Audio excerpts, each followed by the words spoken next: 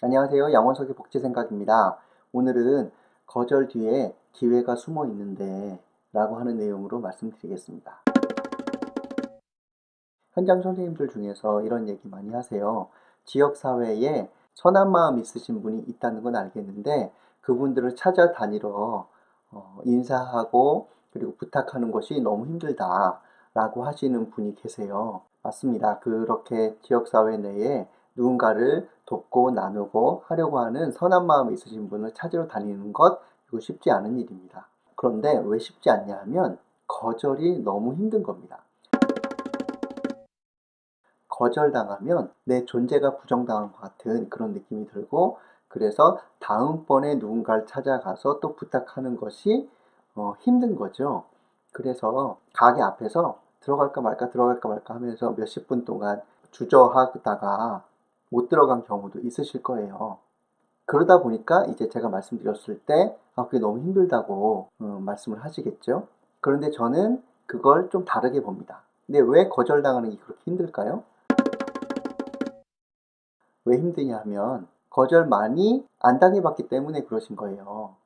지역사회에 찾아가서 주민분들과 당사자한테 무엇인가 부탁한다. 그런데 거절당했다. 그래서 이것 때문에 힘들어서 이게 잘 안 되는 것 같다. 라고 하시는 분은요.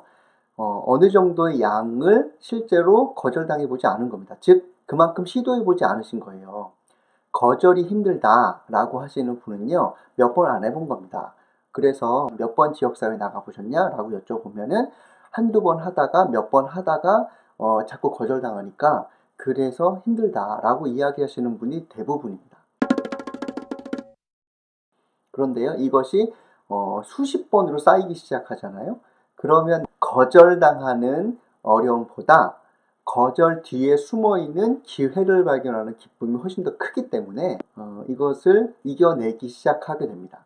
마음이 맨 처음에는 쉽게 깨지다가 거절당하는 경험들이 많아지고 그 가운데서 좀 더 뜻있게 해보겠다고 하시는 분이 생기기 시작하면 그 기쁨 때문에요, 마음이 점점 단단해집니다. 그래서 지역사회 주민에게 찾아가서 무엇인가 부탁드렸는데 그것에 대해서 거절당해서 지역 주민 찾아가고 당사자한테 무엇인가를 부탁하기가 어렵다 하시는 분이 계시면요, 그분을 한번 돌아보실 필요가 있어요. 몇 번 안 해보셨을 가능성이 매우 높은 겁니다. 그래서요, 마음이 단단해지려면 어느 정도의 임계점까지는 올라가셔야 돼요. 지난번 영상에서도 성장한다는 것은 계단식으로 올라가는 것이다 라고 하는 내용으로 말씀드렸던 게 있어요. 그 얘기는 반대로 이야기하면요, 성장해서 한 단계 도약하기 전까지는 에너지를 계속 투입해도 변화가 없다는 뜻이고요. 그런데 어느 정도 양이 쌓여야 그 질로서 도약할 수 있게 되는 거거든요.